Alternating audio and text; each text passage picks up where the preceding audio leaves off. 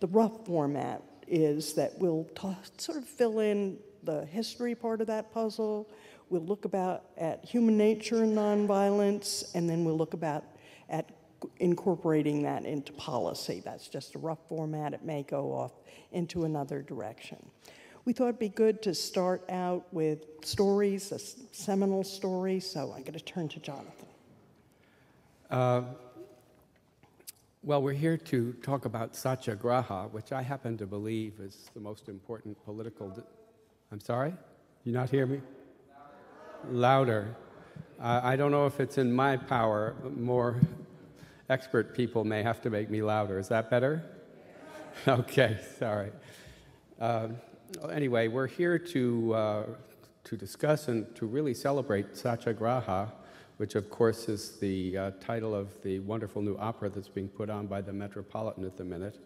I happen to believe that it's the most important political discovery of the 20th century, and equal in its way to the great discoveries that Einstein made 1 year before that discovery in the Empire Theater in 1906, because Einstein wrote his great series of papers in his so-called Annus Mirabilis in 1905, including the equation, famous, of course, E equals mc squared, which governs the release of energy from the atom. And in a certain way, I think of Gandhi's discovery as having been a sort of counter-discovery to that in a certain sense. Anyway, it's very, very rare, I think, that you can date a political discovery to a particular day. But in this case, it's quite possible, because it all happened on September 11th, 1906, in the Empire Theater in Durban, in Transvaal, in what then was South Africa. Still is South Africa.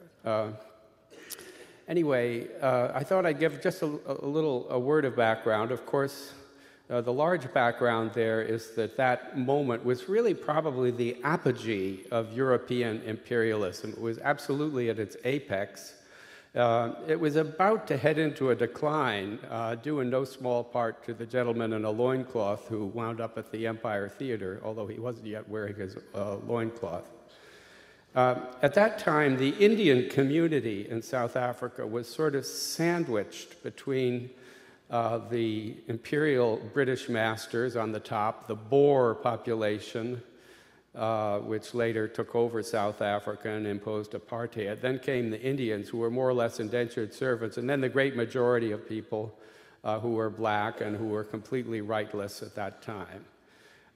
In any case, the Indians had been suffering very serious oppression, not unlike apartheid or like the black situation in the South in the Civil Rights Movement.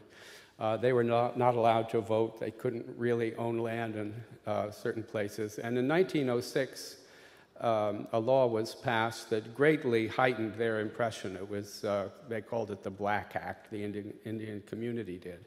And it really consisted of forcing everybody to be registered, fingerprinted on pain of imprisonment or expulsion. And Gandhi really saw this act, and I'll just quote from him here, as an attempt to actually destroy this community. And he says it meant absolute ruin for the Indians in South Africa. And he said, it's better to die than to submit to such a law. So I think it's kind of interesting that Satyagraha was really born to defend the right of a people to exist. What today we would call ethnic cleansing, or in its most extreme form, genocide.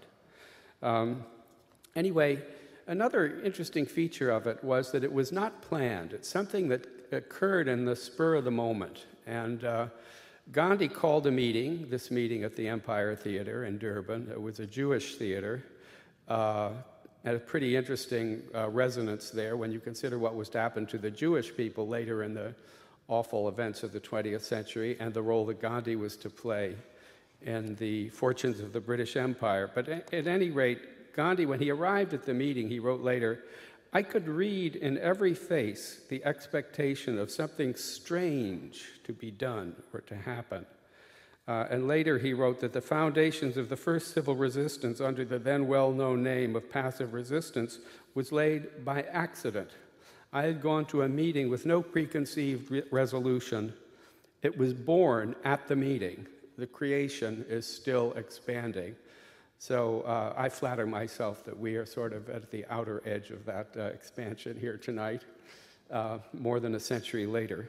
Anyway, the specific event at the meeting that really triggered what Gandhi called Satyagraha was that a certain gentleman called Seth Haji Habib demanded that the people in the meeting make an oath not to observe, before God, not to observe the Black Act. Gandhi was immediately, he said it, startled, because he saw a world of difference between a mere vote in a kind of meeting or parliamentary or otherwise, and an actual oath by individual people, which he believed could only be taken by those people themselves and was binding on them no matter what anyone else did. It's kind of a curious thing to discover that this thing was what really sparked off the whole concept of Satyagraha. And I think what it meant was that a new force, a new power was being brought to bear into politics, a new commitment, a new will, really unto death, and yet without violence. And I think it was the realization of what Thoreau called, as in his great essay on civil disobedience, he said, "Cast your whole vote, not a strip of paper merely, but your whole influence." And I think that this was really what was actualized at the Empire Theater. Perhaps I'll stop there. Thanks, Jonathan. Taylor, would you like to tell a seminal story? Yes, I'd like to jump forward late in the 20th century and tell one and just mention another from May 2nd, 1963 and June 21st, 1964 on the theme of nuclear energy being released. May 2nd, 1963 was the day that Dr. King, after great anguish, when the Birmingham movement to break segregation, 9 years after Brown, he had taken this great gamble. There had been nonviolent demonstrations in Birmingham for over a month. He wrote the letter from Birmingham jail. No one paid much attention to it. It had not been published. He was about to withdraw, and there were ferocious arguments within the movement about using smaller children before they left. And as you might imagine, these were really nasty arguments behind the scenes to put your children on the front lines of a war. Not just your 15-year-olds or your 12-year-olds, but your 6-year-olds. And on May 2nd, 1963, where they had only had 20 people willing to face Bull Connor's jails the day before, they had 1,000 children march out of the church. And the next day, they had another 1,000, and that's when they brought out the dogs and the fire hoses. So on those 2 days, there was a tremendous watershed for nonviolence in the United States because there was an emotional reaction against the use of violence on these children. And it is what triggered sympathetic demonstrations all across the country, forced President Kennedy to introduce the Civil Rights Bill, and really was a coming of age, not only for the movement, the Civil Rights Bill that changed the face of American politics, and stimulated kindred movements. But what's most interesting for our purposes tonight is that the reaction of lasting power went against the violence and in favor of the nonviolence of the children who were swept down the street by the hoses and chased by the dogs on those 2 days. Another story only a year and a month later, June 21st, 1964, was much quieter, but more connected to this place. It was the first night of Freedom Summer. It was a Sunday night, June 21st, 1964, in Mississippi. And children, college students from all over the United States had been training in nonviolence to go down to Mississippi where black people were not permitted to vote. Again, there had been contentious, agonizing debates within the movement about whether to have this or not on nonviolent grounds, but also on racial grounds, because essentially they were saying our nonviolence of black Mississippians is going nowhere because the country at large is not paying any attention to it. But if we bring down the students from Yale and Harvard and Stanford, the country will react to that. So it was using racism to fight racism, and it was using the white volunteers as guinea pigs. And on the very first night, after all of this training, 3 of them were kidnapped, and you all know the story of Schwerner, Cheney, and Goodman. This is the night Schwerner, Cheney, and Goodman were lynched by a posse of Klansmen, including people from the sheriff's office in Neshoba County. But the story of nonviolence and the essence, the nuclear essence of what Jonathan mentioned, of the power here, that I wanted to mention to you from my own perspective of doing research on it. The posse kidnapped these people at night, took them out, dragged them out of a car, and a whole bunch of Klansmen grabbed them, took them on the side of the road, and were preparing to kill them, Schwerner first. And a Klansman pulled out a gun and put a pistol to his chest and said, "Are you the nigger-loving Jew?" And Schwerner said, "Sir, I know just how you feel." And those were his last words before the Klansman shot him. Now, the reason we know those words is because the Klansman couldn't forget them. And almost a year later, 2 of them, in widely separate incidents, confessed to FBI agents the events of that night. And both of them said those were his last words, and both times the agent said, "Are you sure? That's a very unlikely thing for somebody to say." He didn't snarl, he didn't beg, he didn't anything. He said, "Sir, I know just how you feel." And they both said, "Yes, I'll never forget that." It had an enormous effect on the agents. They thought, from a pure law enforcement standpoint, they said, "This is a hell of a confession. Nobody's going to believe that these 2 people made this up. It's too unlikely." But they also, even the FBI agents were debating among themselves, why would somebody say this? And they went to people in the movement and said, "Is this something that someone would say?" And of course, the people in the movement said, "Yes, that's what nonviolent training is about. This is the quintessence of the 2 parts of it. One is the discipline not to resist, not to strike back, the self-discipline that's at the heart of nonviolent theory. And the other, sir, I know just how you feel, is the discipline to try to make a human connection with somebody, even the person that's about to kill you." So it's this unbelievable depth in human nature, goes against the grain of everything, including democratic theory,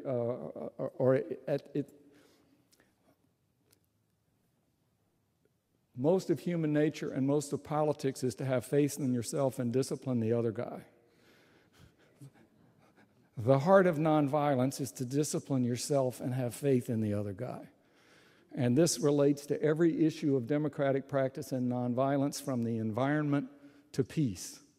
And Mickey Schwerner epitomized it, and it didn't last that much longer within the movement. This was an evanescent moment, because nonviolence began to dissolve even within the movement, but that's another story. Just wanted to pick out these 2 moments, a grand moment in history when the 6-year-old children marched by the thousands. Some of you no doubt remember the photographs of the dogs and the fire hoses. That changed history in a very visible sense. And then the quieter moment on June 21st, when Schwerner said, "Sir, I know just how you feel."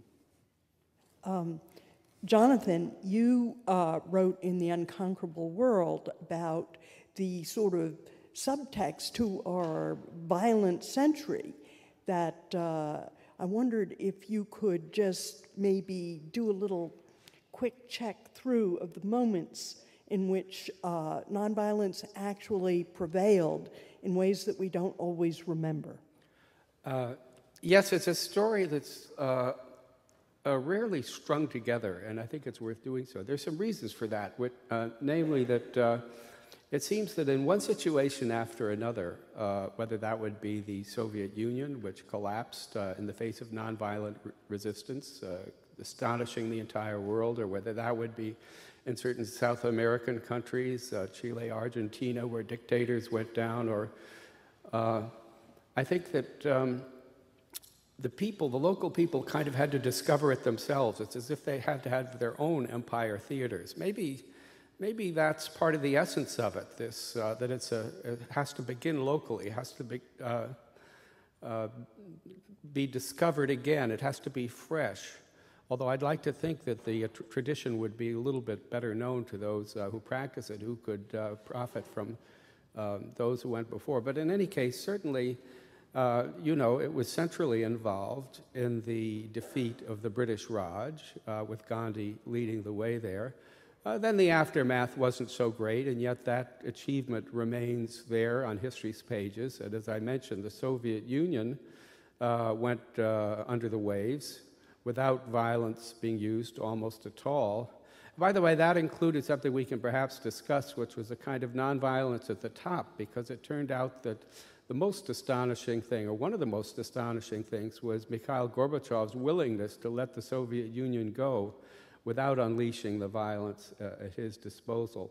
And then, of course, the civil rights movement, and then a whole string of the kind of democratic nonviolent revolutions at the end of the 20th century, really starting in Southern Europe, in Greece, Spain, Portugal, jumping over to Asia, Philippines, South Korea.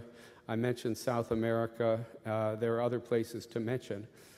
So there really is a counter story here to what has been seen, with very good reason, of course, to be the dominant narrative of the 20th century, with the shocking and unbelievable expansion of the use of violence. But this sort of subterranean stream has been there, and I think you'll agree, the fall of the British Empire, the fall of the Soviet Empire, this is not the small change of history. These are serious events. Thanks. Taylor, how did it happen that the nonviolent civil rights movement arose in this country at probably the height of our militarized, imperial, martial orientation? How could those two opposite things, can you connect them? Well, I think, yes, and it makes it difficult. I think it's connected to one of the reasons that nonviolence is still marginalized today, in that it seemed necessary at the time because the people suffering segregation in the South had no other weapons. They had no armies, they had no newspapers to speak of, they had no money, they didn't have much education, they were a tiny minority of the population, and only a tiny minority of that minority was involved in a nonviolent revolution, and yet they believed there was this much power in it. This later became quite complicated because when the Black Power movement arose, it became nonviolence became denigrated within the movement as a tool of the weak, and if you want to move up and take your rightful place in society, you'll become just as violent as white folks. And that was an argument within the movement with Stokely Carmichael saying, how come America likes nonviolence only in black people? And Dr. King saying, Stokely, nonviolence is a tool ahead of the norms. It's a leadership discipline. It's not a tool of weakness. But it did begin as the only available thing that they had, coming off the end of World War II, when there was a tremendous amount of optimism in the general culture that America could solve problems, that we could go to the moon, that we could lick polio and Hitler and Japan, so we could do anything, but nobody expected a social movement to come down in Montgomery, Alabama, on the backs of maids and sharecroppers marching in a bus boycott.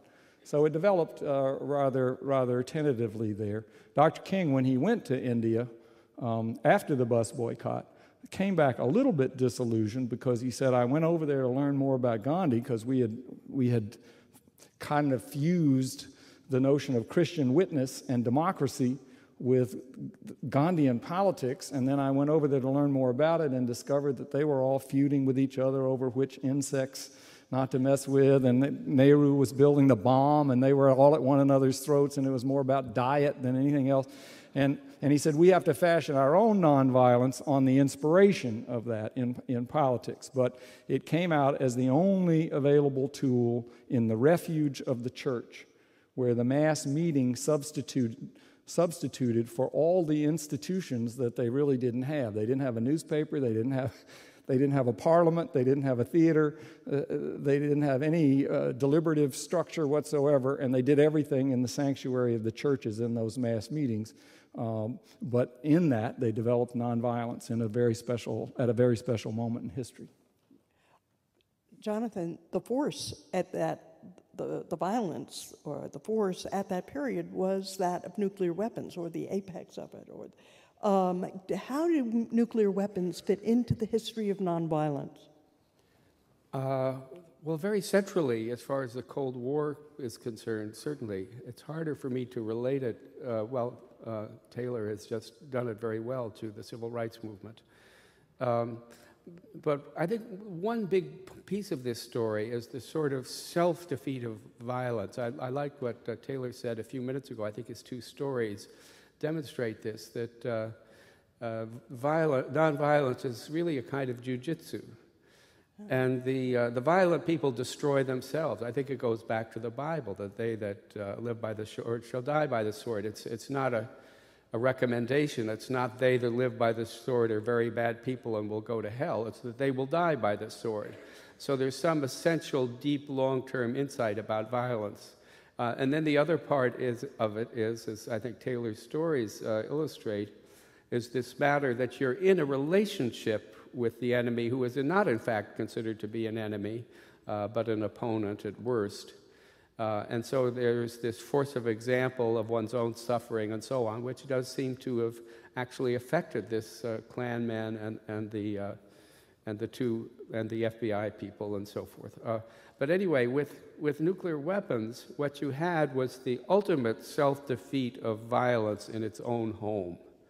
It couldn't, not only was it going to blow us all up, but it couldn't do what violence actually had done, at least provisionally, anymore. It couldn't get rid of a Hitler because everybody would die.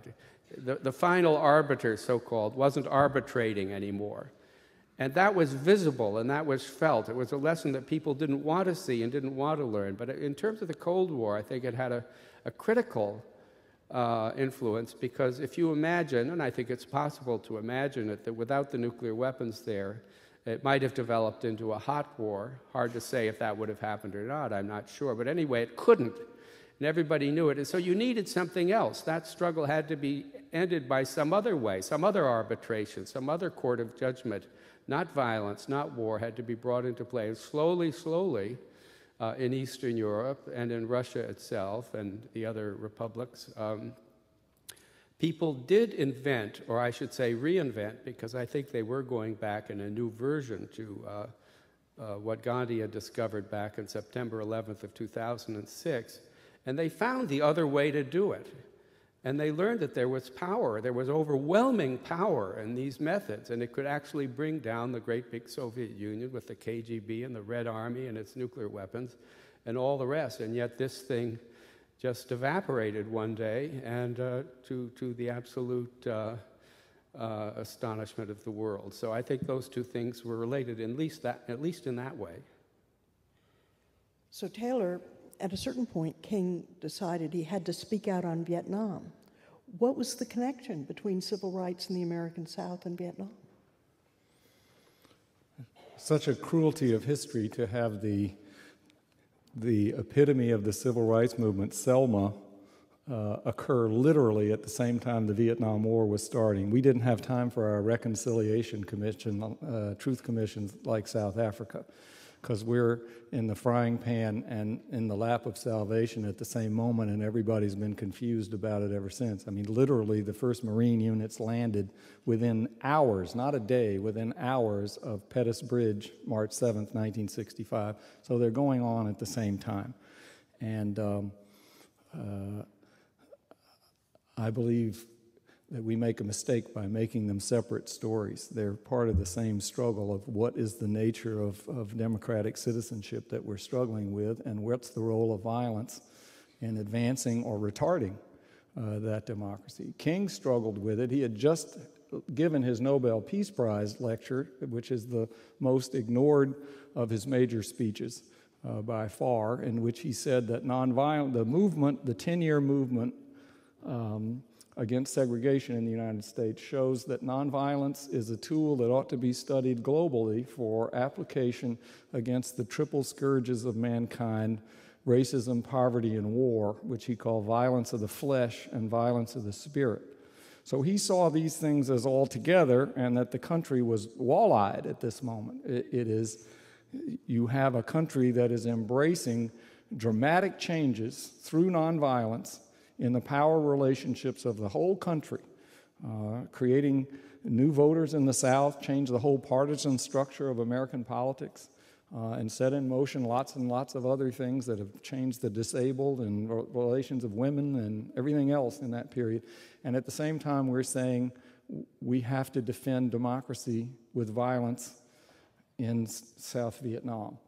And King studied that a lot, and it was a terrible dilemma for him, because for the first time, the movement had access to the corridors of power to get people hired, to begin to get justice done, and most of the mainstream civil rights organizations were horrified that he wanted to speak out against Vietnam. So, for that matter, was the New York Times, and so was the Washington Post. You don't know anything about this, stick to race relations. So they segregated his prophetic mission, and his inner circle voted unanimously that he should not give the Riverside Church speech, and he overruled them. He had a democracy of one. He was not terribly democratic in his private consultations, and because he felt that the principles of nonviolence as a tool and a way of understanding what America's role in the world should be and what the prospects for democracy should be were that central, and that he couldn't segregate it. And that was a big struggle for him, and it changed him. It wasn't the only one toward the end of his life. I mean, the downward pull that ended him up with garbage workers in Memphis is a very, very strong prophetic end, but it is all rooted in nonviolence and the connection that people need to make on grounds of fundamental humanity above the power relations that order us, violently from top to bottom. So that's really the essence of King. But the war and the movement are so cruelly juxtaposed that I still think that we haven't sorted them out. I think that our politics today, I don't want to jump ahead, but I think is still, because we haven't really absorbed the lessons of the 1960s, the blessings of nonviolence, and understand the curse of violence where we follow it. In other words, as I tend to say, I think the civil rights movement offered us a way to advance democracy in the world as a model, but we never think of it that way. We're stuck on the Vietnam model. Can I comment on it? I've come equipped with more quotes. This is one from the Riverside speech, which, as time goes by, seems to be more and more kind of a key text of American history and of American life, because it drew things together in a way that later fell apart in people's consciousness and was never sort of put together. I think you're suggesting that. Anyway, one of the connections here was that the Black Power movement was arising at that time, and King was pressed to give an answer to people who said, and I quote, "What about Vietnam?" These Black Power people asked if our own nation wasn't using massive doses of violence to solve its problems, to bring about the changes it wanted. The questions hit home, and I knew that I could never again raise my voice against the violence of the oppressed in the ghettos without having first spoken clearly to the greatest purveyor of violence in the world today, my own government. Now, who is speaking that way today about the Iraq War? You know, many are opposed, but who speaks that? I just can't resist another quotation, if you'll bear with me, because, again, just for the tone, and, you know, how do you oppose a war? I mean, at least verbally. Well, here's the way. We have destroyed the Vietnamese most cherished institutions, the family and the village. We have destroyed their land and their crops. We have cooperated in the crushing of the nation's only non-communist revolutionary church, the Unified Buddhist Church. We have corrupted their women and children and killed their men. Now, that's the way to talk against a war. And we haven't heard such voices.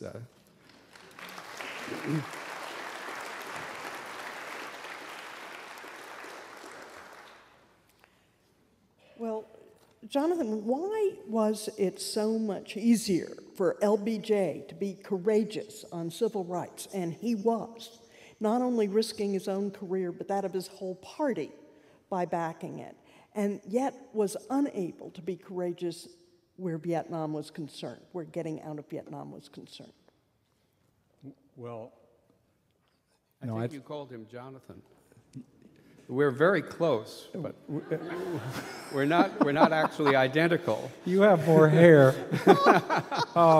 That's one difference. Well, I don't know what to say about that.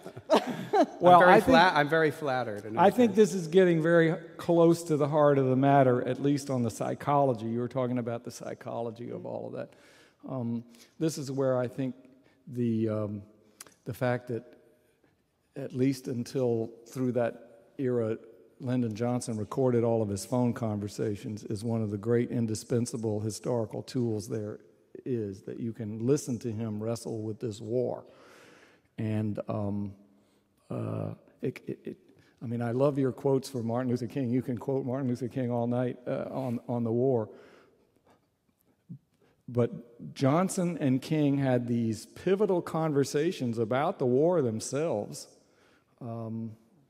in which King essentially told him, I know you're not a warmonger, but I have to protest this war.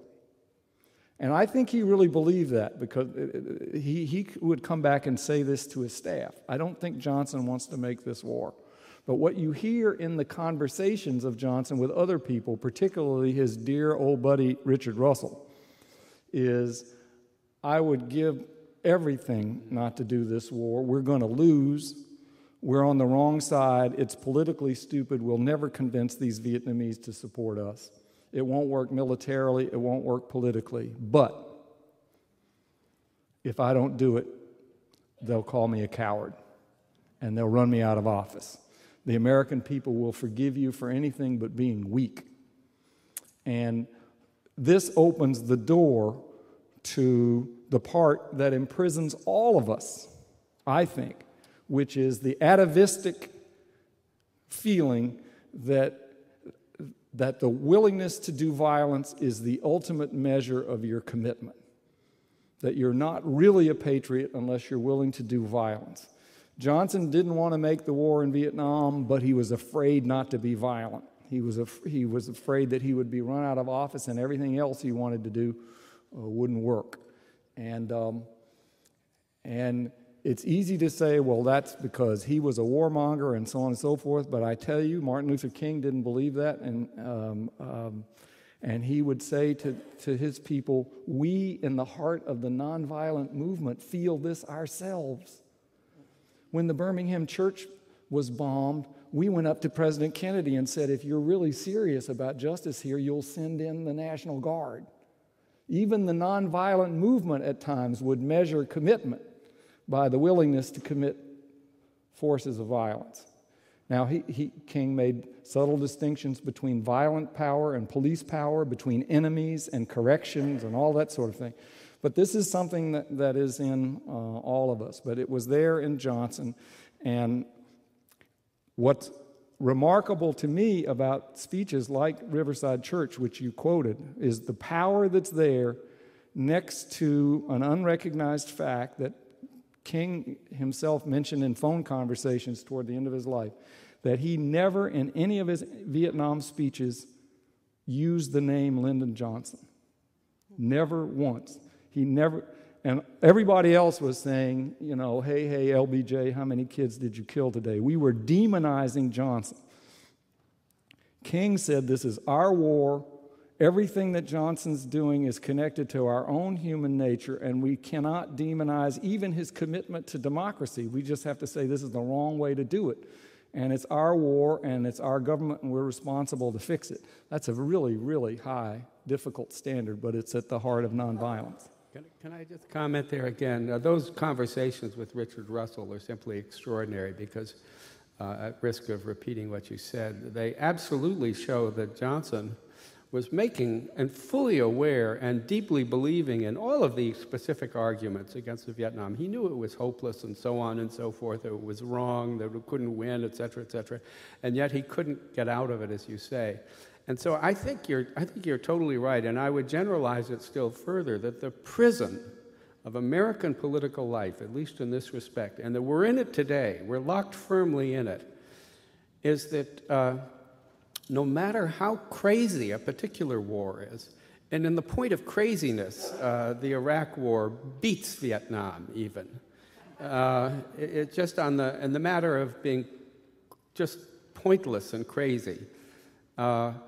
And yet, people find that they can't raise their voices against it. And I think it's just like LBJ. It's as if even when every particular thing is wrong about the war in question, the problem comes down to, are you going to be somebody who hits back? And if you're not, you're a wimp and you're a coward and you lost this country and that country and you're a wimp and you're all these things that are thrown at people right down, to this very evening. So that to me is sort of the prison. And it's gotten worse, I think, in a certain respects, because certainly the country, I'd say, is more militaristic than it was back in the days of Vietnam. I think that there's more of a romance of the soldier. And as if commitment can only be measured in military terms. And of course, the discovery at it's as old as humankind, but what was brought forth in such a sharp light is that at the Empire Theater is that that's not the case, and that there's another kind of commitment, and as Gandhi said, it can be a force more powerful. Not always that it loses, it's a human thing.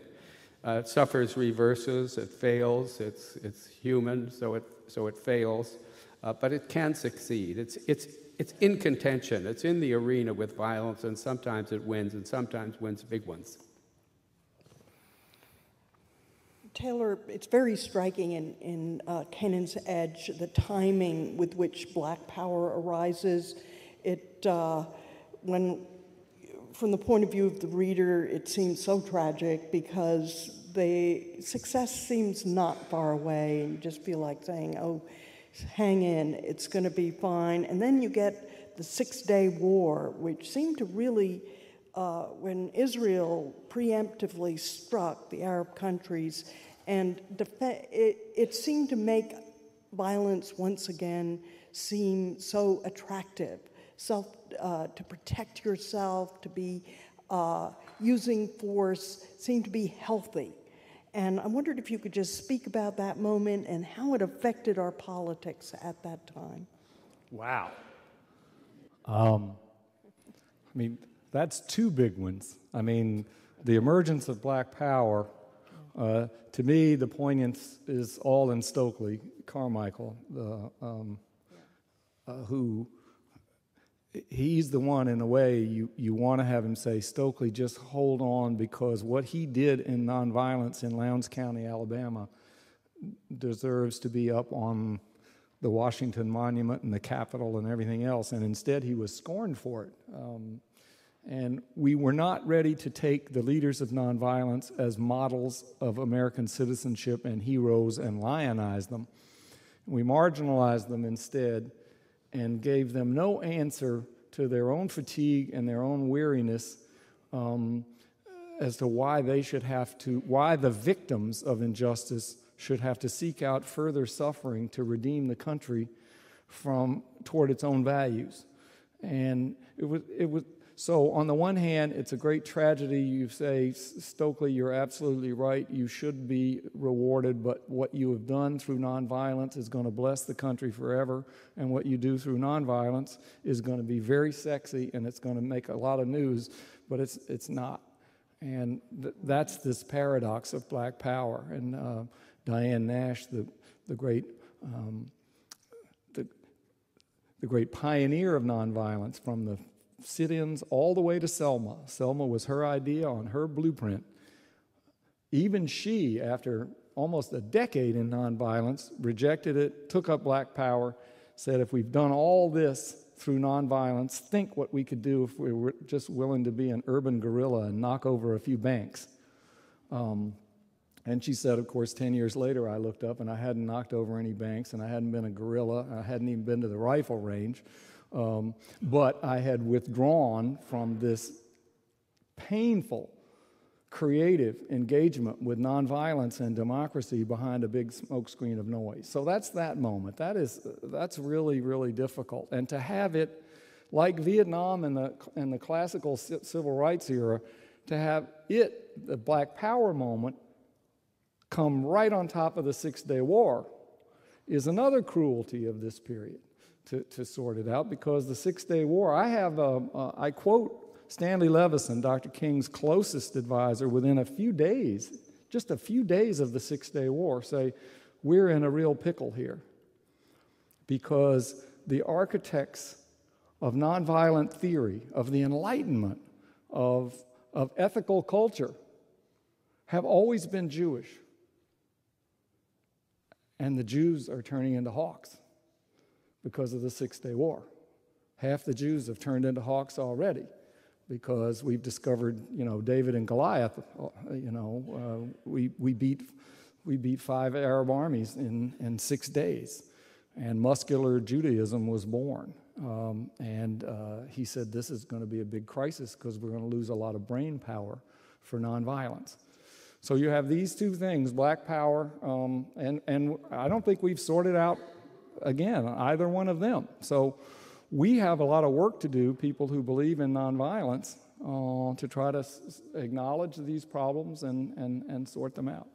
Thanks. Jonathan, you write a lot in The Unconquerable World about consent, or the withholding of consent being the power of nonviolence in a certain way. Yet the Riverside speech was shocking to everyone because it actually moved beyond national boundaries. It said that we should feel for the humanity of people in another land. That points towards a kind of away from the nation, away from the body politic. Isn't consent something, you have to have a group to have consent, and yet doesn't nonviolence point to a kind of internationalism? Well, I would say it adds internationalism to the national bodies of consent. And of course, we're speaking about Gandhi here, but more important, or as important, or really more important in many ways, was his Christianity and his taking Jesus' teachings as being teachings of nonviolence.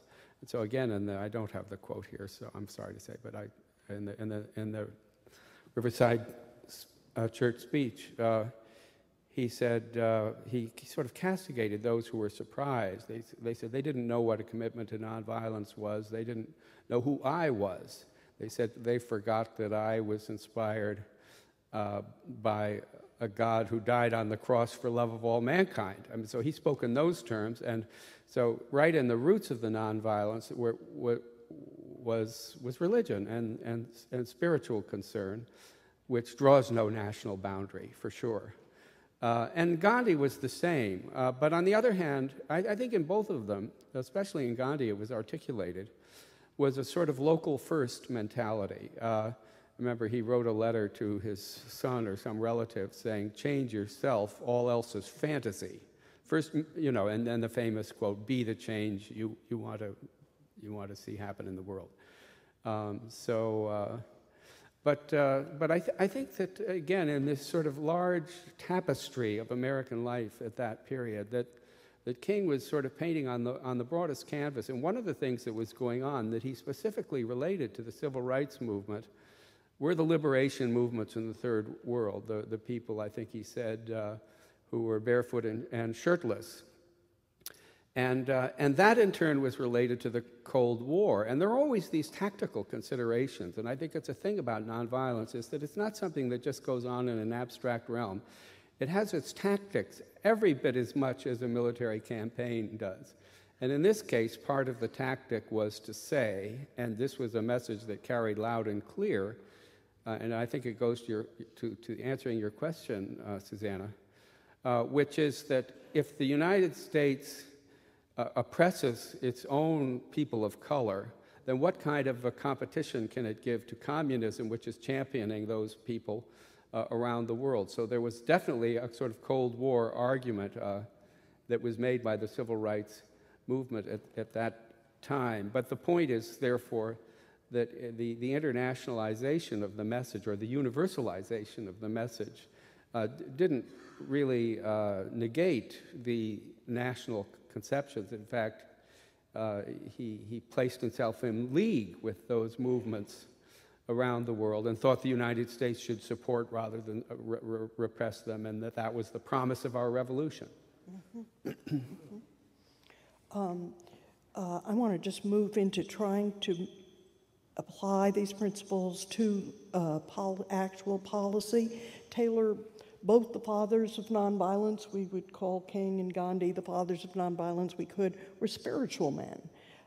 Is spirituality essential to nonviolence, and can it be translated into practical politics? Well, it certainly can be translated into practical politics. I think both Gandhi and King showed that. Whether it's essential or not, I don't know. I think I would argue, practically speaking, that it is in some way.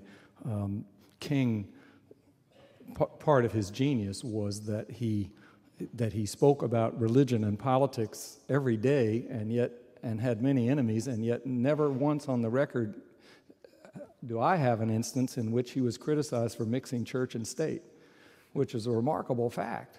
And the reason for that is because he did it in such an ingenious way, drawing on the roots of a non-sectarian spirituality, which I call equal souls, basically, that we all have equal souls, and if we all have equal souls, then we can pursue nonviolence and pursue democracy. So that he was rooted equally in equal souls and equal votes. So he could offer people two choices. If you're an atheist and you still believe in the promise of the American Revolution, then I'm for you. If you're cynical about Thomas Jefferson because he owned slaves, but you're still believe in equal souls, you can come in that door too.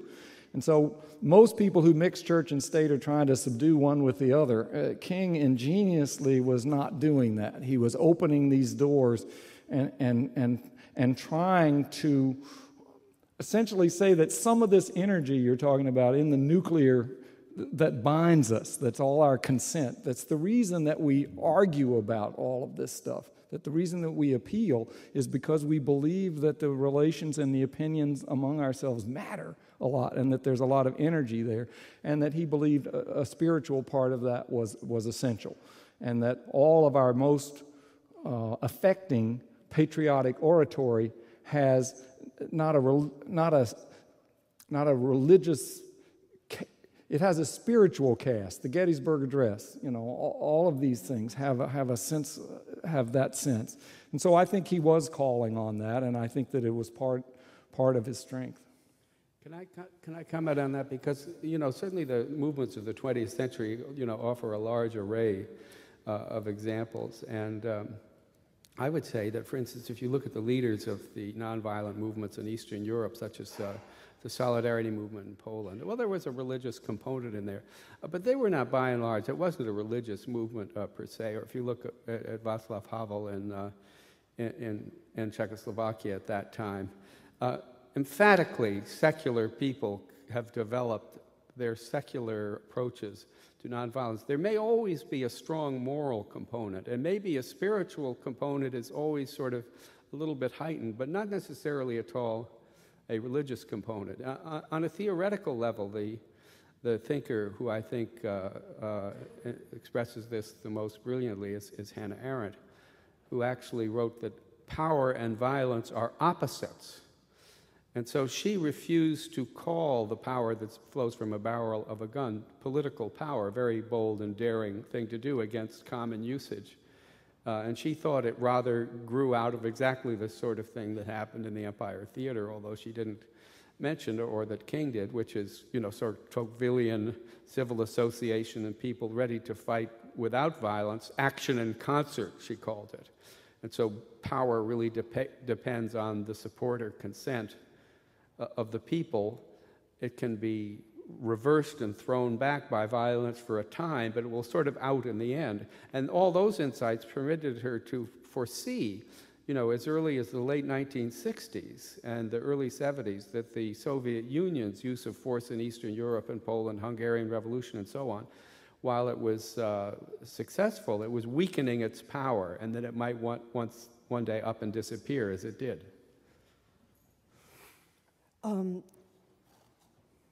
To keep that on the table, but to return to the spiritual side, we've seen the Christian right begin to come around on the environment. Is there any possibility that you can see that we might get them on this one? I don't really want to predict. It's quite amazing to me how a movement can call itself Christian and cheer for war. But they do, and so if they can square that circle, they can do anything. But there are a lot of evangelicals who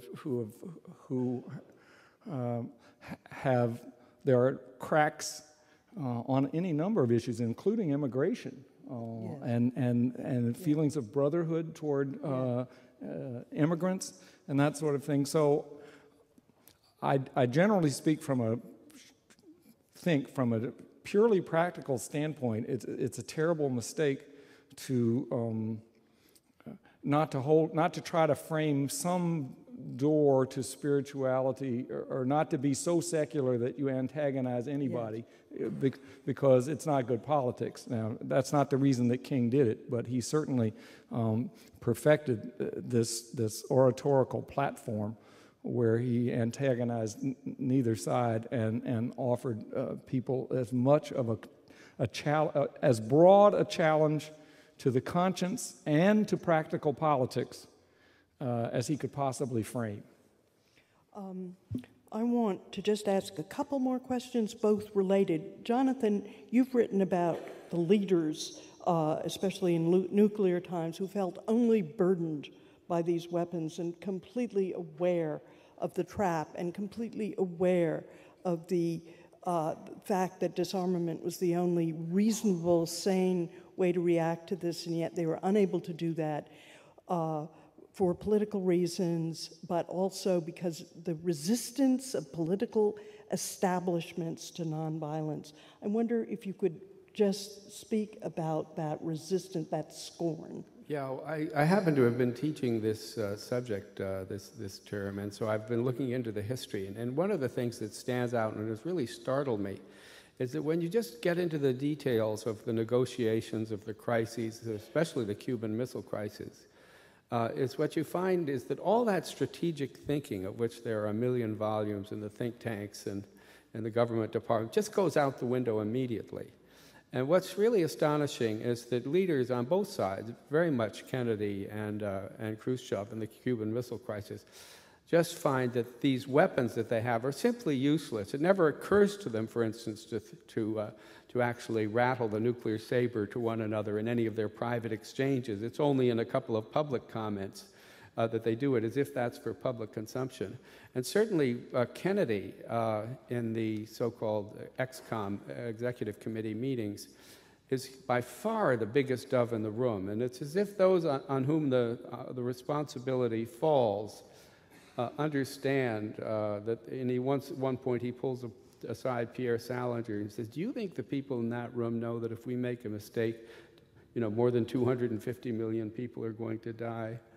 So it's that kind of visceral understanding that seemed to guide him and Khrushchev. There are similar comments from Khrushchev. So that's a piece of the historical record.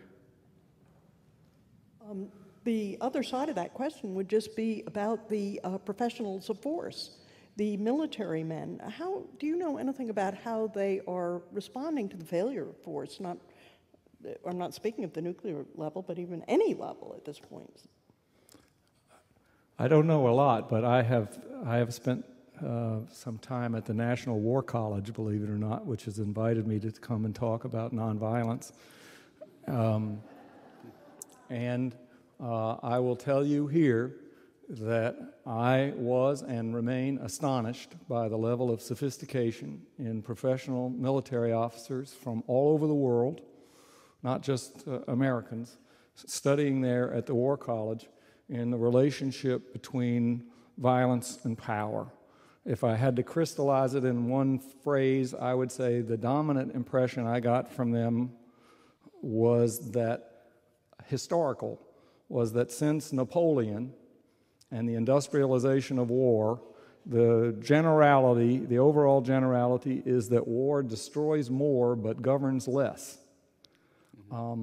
And that therefore military people are being asked to do things that politically that they can't do, and that they feel burdened and put upon by this.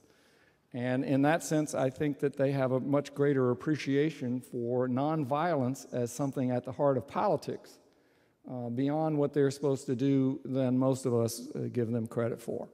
I don't know how far this goes down in the ranks. These are officers, in kind of pursuing advanced degrees and that sort of thing. But I was struck by their interest in nonviolence, by their historical perspective on the use of nonviolence, and how to some degree, because, that violence drives a society and the governance down. It's one thing if you've got a peasant society and they're willing to submit to whatever king has got the biggest army. But if you're trying to run a society that's interdependent and has to have interaction and that sort of thing, you have to have active consent and cooperation and a whole bunch of things institutionalized that votes and nonviolence are much better at. And therefore, you can't accomplish that by violence. One of them astonished me by asking the other people, he said, suppose I took a brigade commander and said, I am ordering you, because I'm tired of it, I want you to go to the University of Virginia in Charlottesville and restore it to the state it was at in 1968 as far as its student body. And they said, what do you mean by that? No women, no minorities, all men under state law. Do this as a military function. Now, how many people are you going to have to kill, and so on and so forth? You could probably do it, but how are you going to administer the army? Who's going to be their mothers? And how's it going to work in the long run? And it just brought people up short, because we're accustomed to think that something that's violent can accomplish something and end the matter and settle it. But the military people say it's not that simple, and therefore violence doesn't work.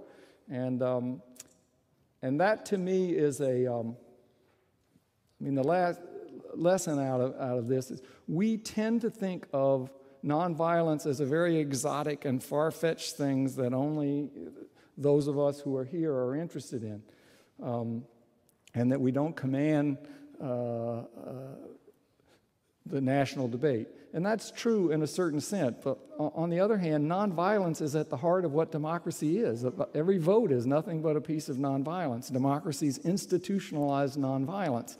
And if we could get our politicians to see the advancement of institutionalized nonviolence as what democracy is about and votes, rather than the management of force, which is where I think they feel their job lies, we would be more of a light to the world. So this is a more practical, everyday subject than I think a lot of us think, and we have more allies than I think we realize.